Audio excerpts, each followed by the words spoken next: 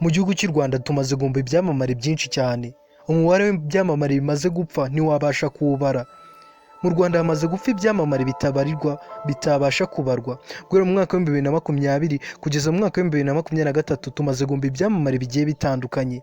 Bamwe ni abahanzi, abandi ni abakinnyi ba filime ndetse n'umupasiteri.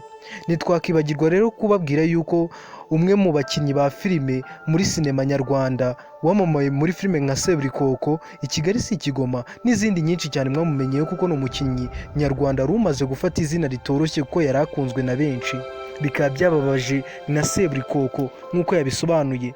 Nyakubyara Chantal uzwi nka Nyiramana muri filime ya Seburikoko yitabye Imana azize uburwayi. Bivugwa ko yari amaranye iminsi.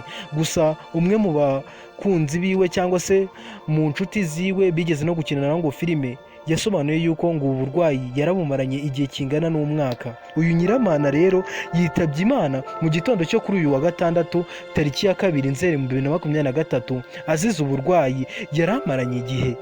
Yamenyekanye cyane muri filime ya Seburikoko, nayo yatangiye gucishwa kuri televiziyo tariki ya 15 z'ukwa gatatu 2015.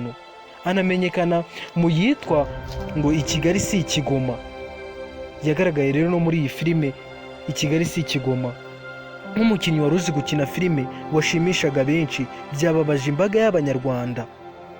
Nk'umuntu wagaragaye muri filime bise I Kigali si Ikigoma, ubona ko ari umukinnyi uzi gukina filime, byatumye abantu benshi batangira kwemeza ko uyu mukinnyi wa filime nawe azi gukina filime nyarwanda.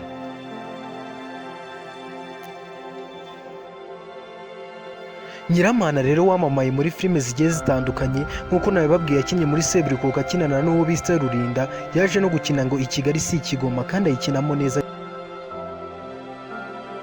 Iyi filime bita I Kigali si Ikigoma yaje gukiniramo yaje gukundwa cyane mu buryo bwagaragaye.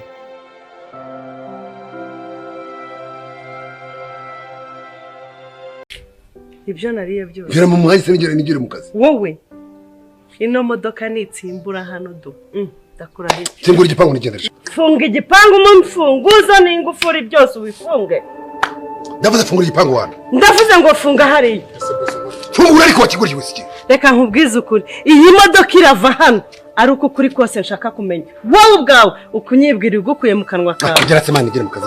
Umurwayi wo mu mutwe cyane. Fungura nyine.